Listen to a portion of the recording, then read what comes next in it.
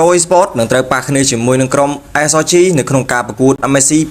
2026នាពេលខាងមុខនេះបើនិយាយអំពីក្រុមទាំងពីរនេះយើងគិតថាជាក្រុមមួយដែលស៊ីសាច់ហត់ឈាមគ្នាខ្លាំងយកតែមែនតើហើយតាមអីដែលយើងមើលឃើញពីសន្ទុះនៃអ្នកគ្រប់គ្រងប្រទេសកម្ពុជាក៏ដូចជាអ្នកគ្រប់គ្រងប្រទេសម៉ាឡេស៊ីក្រុមទាំងពីរនេះសិតសឹងតែជាក្រុមដែលតំណាងឲ្យប្រទេសរៀងៗខ្លួន Pro Sport តំណាងឲ្យប្រទេសកម្ពុជា SRG តំណាងឲ្យប្រទេសម៉ាឡេស៊ីក្រុមទាំងពីរខ្ញុំគិតថាជាក្រុមមួយដែល spicy និងជាក្រុមមួយដែលល្អមើលខ្លាំងប្រចាំ MSC 2026នេះហើយបើយើងគិតពីប្រវត្តិនៃការប្រកួតរវាងក្រុមកម្ពុជានិងម៉ាឡេស៊ីគឺក្នុងក្រុមធំៗមិនទាន់មានក្រុមណាអាចយកឈ្នះទៅលើក្រុម SRG ទេជំនួបនៃការប្រកួតរវាងក្រុមទាំងពីរនេះពេលដែល MSC 2026នេះចាប់ផ្ដើមធ្វើនិងបង្កើតនៅទស្សនីយភាពឲ្យអ្នកគ្រប់គ្រងរវាងប្រទេសកម្ពុជានិងប្រទេសម៉ាឡេស៊ីនឹងមានអារម្មណ៍ថារំភើបរន្ធត់ចំពោះការប្រកួតរវាងក្រុមទាំងពីរនេះវីដេអូរបស់ខ្ញុំគឺមានតែប៉ុណ្្នឹងទេតែមុននឹងបញ្ចប់នៅវីដេអូនេះចង់ណែនាំទៅកាន់ website Top Up Diamond មួយដែលល្អនិងមានទំនុកចិត្តខ្ពស់អ្នកនរអាចចូលទៅកាន់ website Reach Top Up បានក្នុងនោះគឺមាន game ជាច្រើនដែលអ្នកនរអាច Top Up គឺមានដូចជា